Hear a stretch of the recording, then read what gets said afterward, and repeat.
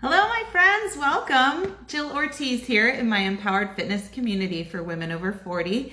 Looking to get energized, confident, and strong. Today is Wednesday, so today is our live Q&A day. And if you're here, let me know you watched. And if you have a question, feel free to comment. If you're watching on the replay, feel free to get in touch and let me know if you have any questions.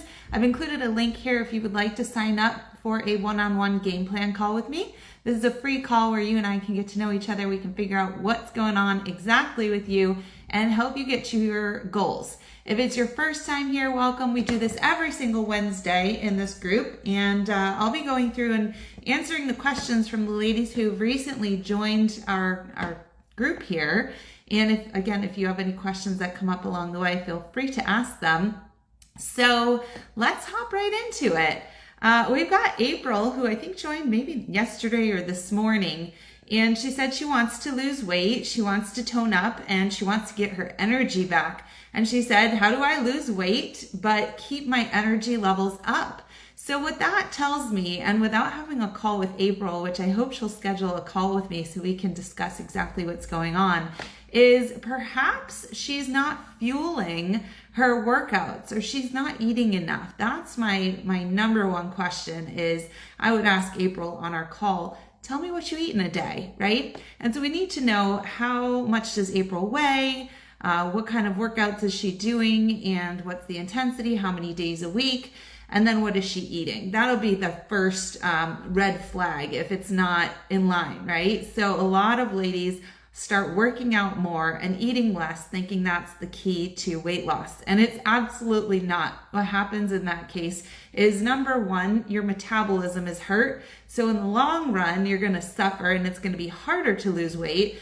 And also, if we're doing too much workouts and not fueling it appropriately, then your body, if it's not getting food for fuel, it's going to go to your own body. And your body doesn't want crappy fat fuel. It wants protein fuel. So it's going to go for your muscle as opposed to your fat mass. And so that's where we can see some issues. Other issues that April might be suffering is stress, lack of good sleep, right? Even if you're in your bed, if you're not getting quality sleep, you might wake up and have some issues. I'm somebody who I track my sleep every day, and I have put even more effort. I made like the biggest effort last night before I went to bed to everything I could possibly do to make sure that my sleep is better. The red days are the days that I'm not hitting my 80 sleep score. So February has been tough for me. I had a lot of stress going on right there, and then I couldn't get back in my groove. But then today I need to fill it out. But today I had a really good sleep score. I'm charging my watch, but it was back in the 80s. And so I did everything I needed to with regards to my sleep habits. And then I did take a little bit of melatonin, magnesium, L-theanine, and reishi in the form of my favorite sleepy time hot chocolate. So I had that right before bed, and that helps me. I also lowered the temperature in my house an extra degree lower because I've been waking up hot around 4 a.m., 4:30 a.m. If I have a lot in my brain, a lot going on, then that means I don't get back to sleep and I miss my REM sleep, which makes me tired. That's the sleep that makes me tired if I miss it. The other thing is, what was I just thinking? Oh, water. So if I wake up and then I have to get up to go to the bathroom, that wakes me up even more. So cutting off the water earlier than usual. So your sleep quality, how much you're eating, and possibly your stress too can all have to do with your energy levels. So we want to just make sure that all these things are aligned. And that will probably help you, April. So let's schedule a call and we can go over what's going on with you and get you to the next level, okay? We got Lindsay, and Lindsay says her goal is muscle growth. I love that goal, Lindsay. It's not focused on the scale going down. It's focused on your body composition, which is it's going to make much more of an impact anyways. And she wants to know, how do I reset my metabolism? You grow more muscle. That is going to be it. More muscle on your body is going to make your metabolism start to hum. It's going to make it healthy. And the only way to grow muscle is to eat enough. And so when you start eating more, your metabolism starts to go. So for instance, if you only eat 1,000 calories in a day, that is extremely low, right? If you only eat 1,000 calories, your body is gonna, and you do it chronically, your body's gonna be like, okay, she doesn't eat enough. So we need to slow the metabolism down so that the food gets processed a lot slower so that it stays in her body longer, which will convert it to fat stores so that we have something here in case we don't get a next meal or in time or enough. And so that's why the metabolism will slow. So we need to feed you more and then use it and have a very flexible, strong metabolism so that you are processing your food and that it's fueling the change in your body, a positive change towards a more toned, stronger body. That's going to help you. If you're not aware, I'm sure many of you are not aware, in my Empowered Fitness Mastery coaching program, we do right now in February, we are doing a Wellness Wednesday quiz every Wednesday. And it just so happens that my question this morning to the ladies, and they go research and then they earn raffle tickets, and we do an Amazon gift card, raffle. My question to them this morning was, why does muscle mass play such a large role in metabolism, fat loss, and longevity?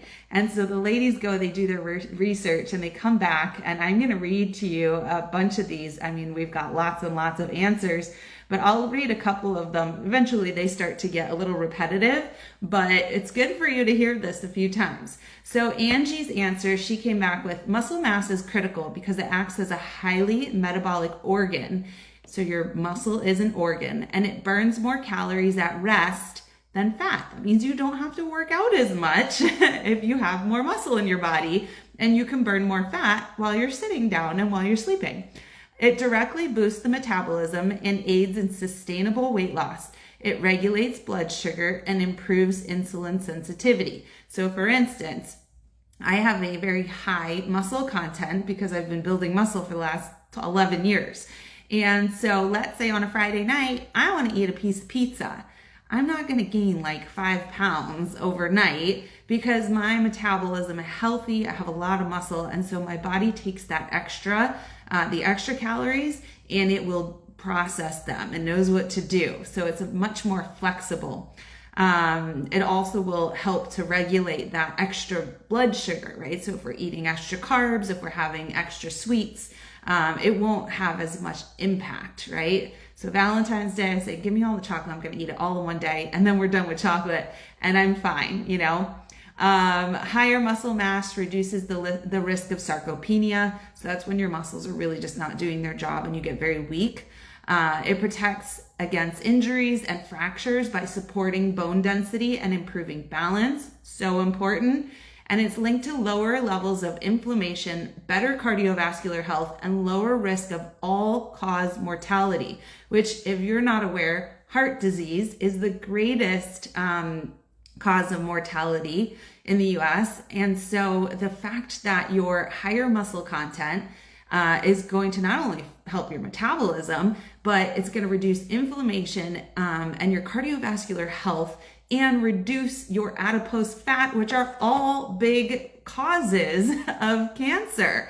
Especially, I've been reading an amazing book called The Menopause Moment, and it talks about the higher risk of breast cancer in women who have more adipose fat. So if you are obese, then you have a much higher risk of getting breast cancer. Not only that, but we see it coming later in life after menopause, because we're starting to have more fat mass than muscle mass, because muscle mass is naturally declining, but a lot of women are not building it. They're not actively working on building their muscle. So really important, right? So let's take a look. Pretty much all of the answers said this same thing. Let's look at Stephanie's answer. I just clicked on Stephanie. Let's go back. I lost my place, but a lot of these answers said a lot of the same things, so they were great.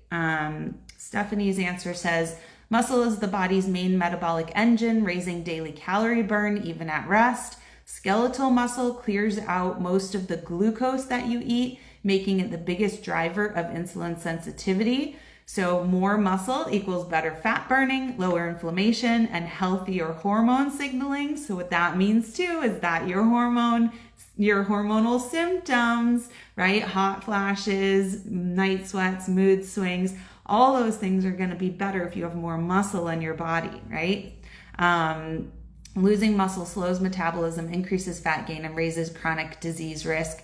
Muscle mass strongly predicts longevity, resilience, and health span more than your weight or BMI will. So amazing, right? So these are all great reasons to be building that muscle.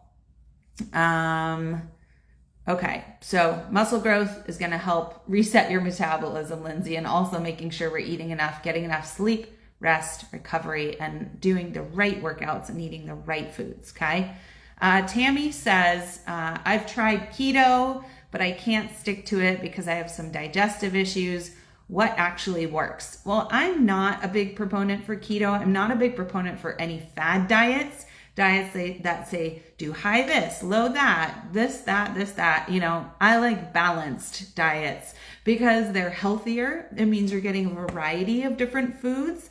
And it's also more exciting, more fun. It's easier to stick to long term. So I vote for healthy, balanced diet. That is going to actually work a lot better because you're not going to be falling off the wagon when it's too hard to do, and you're not going to get super sick and super bored of the same foods all the time. So that's what I teach. I teach 5 different frameworks for nutrition, but 4 of them are lifestyle frameworks that are based on balance. They're all different. We have portion control, we have macros, we have mindful, and we have menopausal, and they're all nice and balanced. And it's fun to also kind of work our way around and try all the different ones to see what suits us the best and what's best for us long term. As possible that nothing is the best long term, but kind of going through the different ones at different stages and different seasons of life might be most helpful for you to keep getting new results and have something that actually works. So we should schedule a call, Tammy. We've got Angel from Ohio. I saw in your profile that you went to Calvin, Angel. I went to Kalamazoo College, not too far. We played you guys in sports. Okay, she says, I work out 6 days a week. I increased protein and have done so many fad diets. That's our red flag. She says, I don't know what to do. Stop chasing fad diets. Let's go for balance. She wants to know, how do I lose that last 12 pounds? So it's possible that we need to change up your strategy for these last 12 pounds, right? So sometimes what takes us from point A to point B is not going to be what takes us from B to C. If our bodies are smart, right? Our bodies are super smart. They know how to heal us. They know how to take care of us. They know how to protect us. And so this is one of those things. If we're changing a lot, our bodies start to kind of like shift and adjust and adapt, right? That's one of the first things that you learn as a personal trainer when you're reading the book. The NASM book is the law of adaptation and how quickly the body will adapt to what you're doing.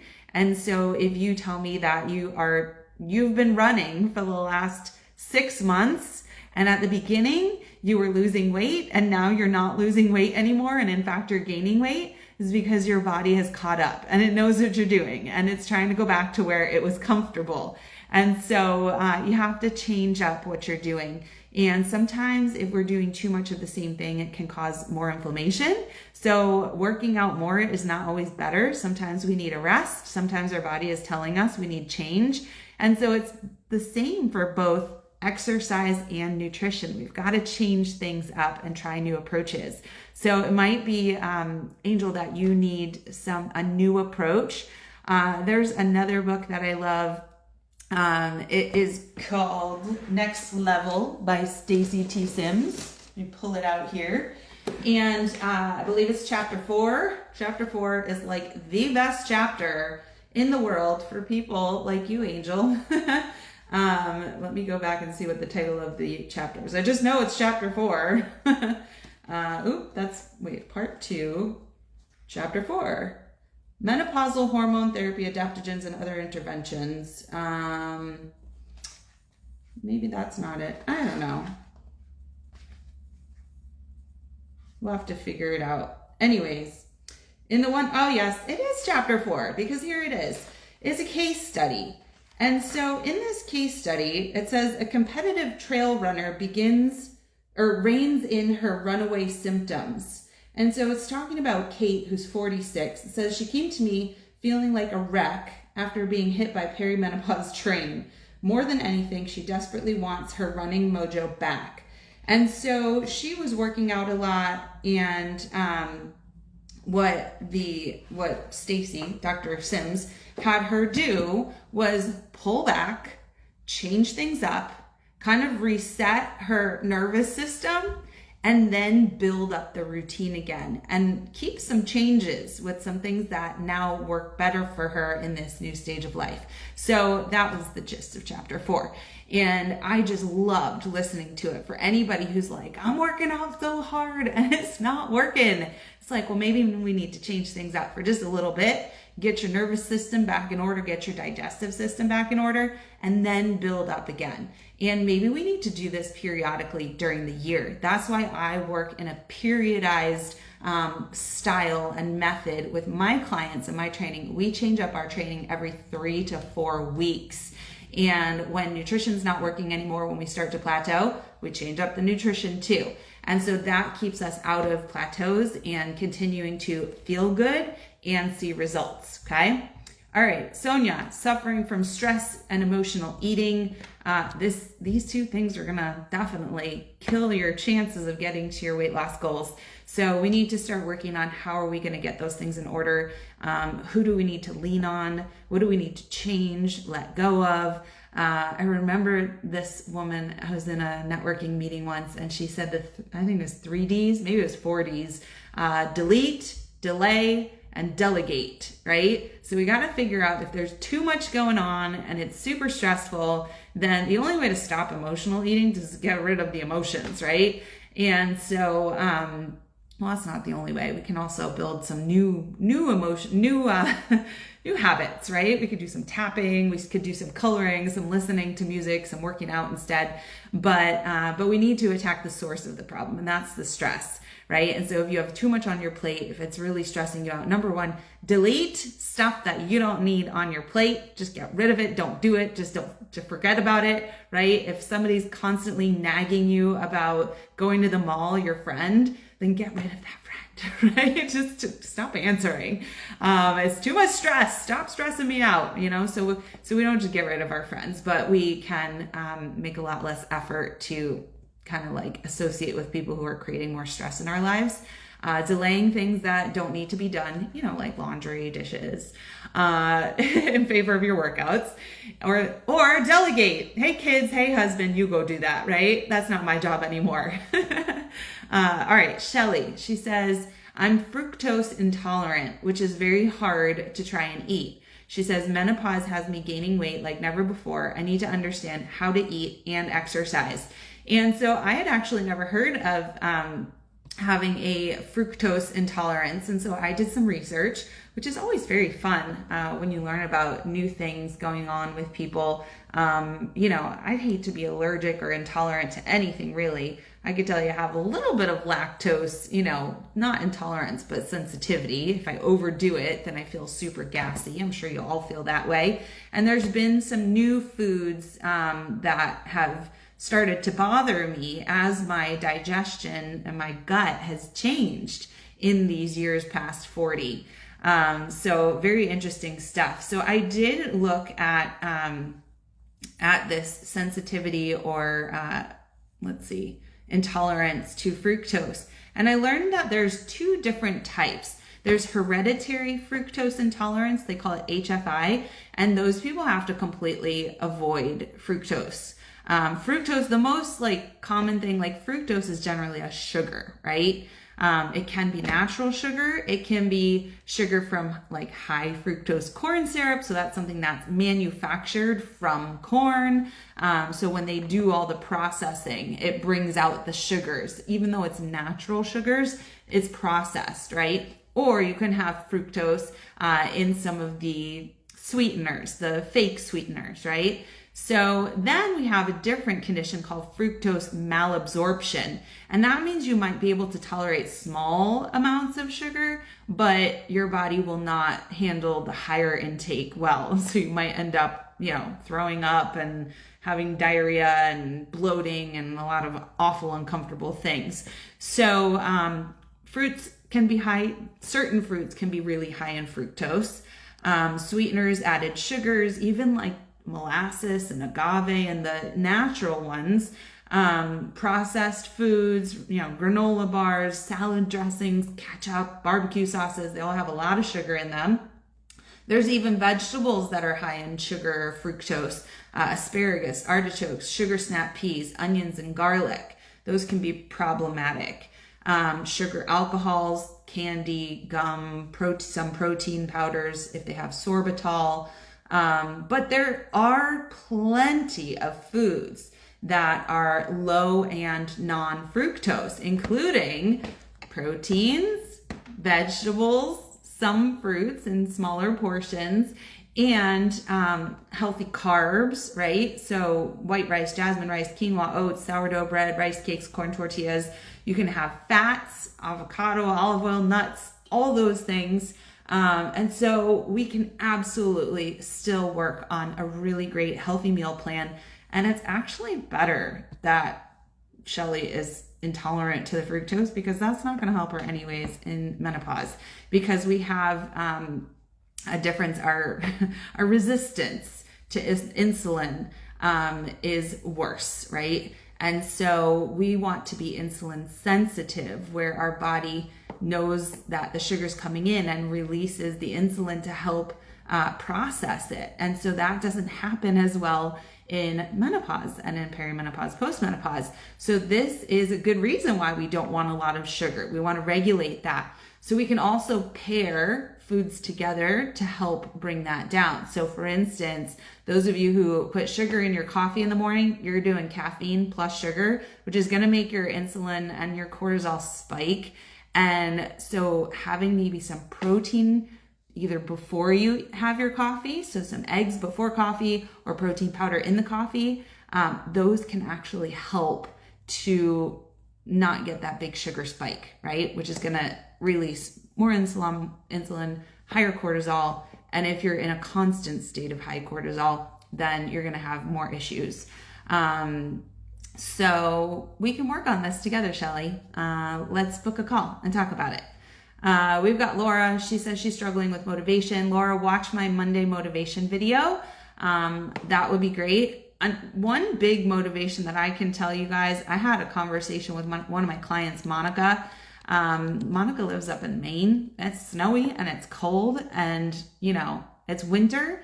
And a lot of times we don't feel as excited about our weight loss and fitness journey in the winter.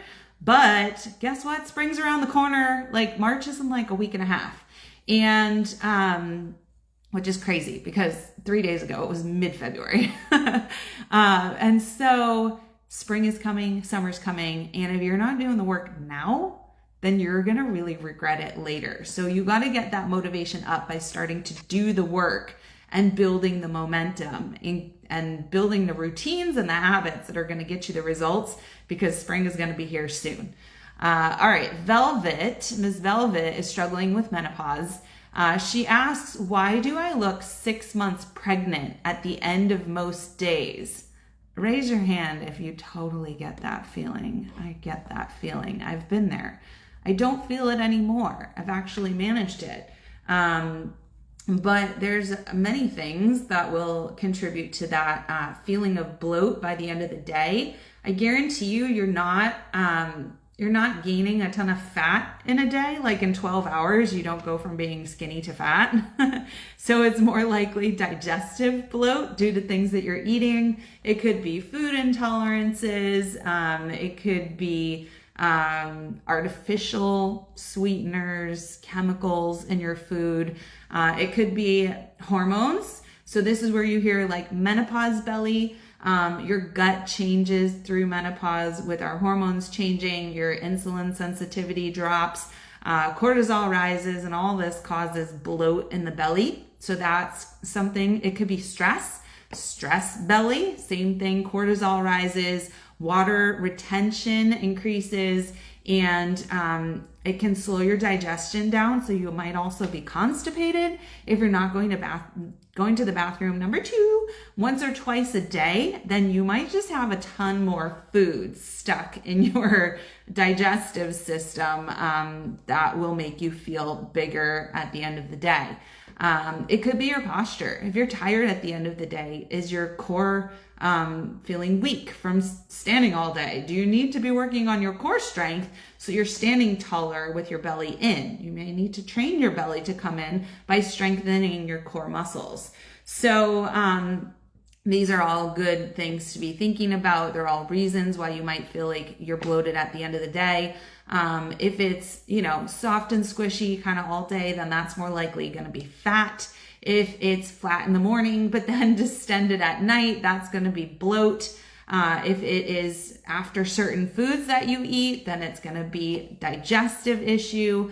And if it's certain times of the month, then it's probably hormonal. All right. So those are the answers to why you're feeling bloated at the end of every day. Alcohol too. Alcohol, like for me, salt, sugar, carbs and alcohol, like immediate bloat. It just, my body does not handle them like it used to. Hormonal changes. So I just eat less of things that bother me, and I don't drink much anymore. Laura says, strength training and nutrition is a challenge since we eat out 6 days a week. Laura, I want to talk to you. I want to know why you're eating out 6 days a week. I gain like 5 pounds over a weekend if we eat out Friday, Saturday, and Sunday. I can't imagine eating out 6 days a week forever. I would probably gain 100 pounds. And the reason is not because of my choices. I make great choices at restaurants, but oftentimes I'll order something and I'll be like, oh, this is super salty. I ordered a beef stew the other day at a restaurant. I was like, oh, this is so salty. I didn't even want to eat it. So there's a lot of extra salt to make your food taste better. There's a lot of extra added sugars. There's a lot of extra added stuff in restaurant food, since you don't, and a lot of fats, right? You ever see at the bottom of like steamed vegetables, you got like tons, like a whole thing of fat.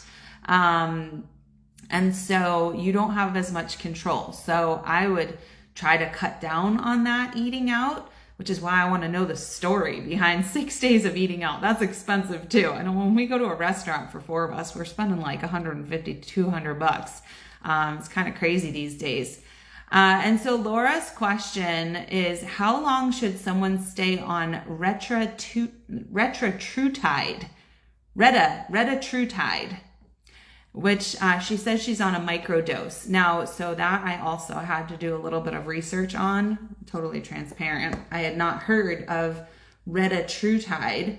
So I did a little research, and what I found was actually interesting.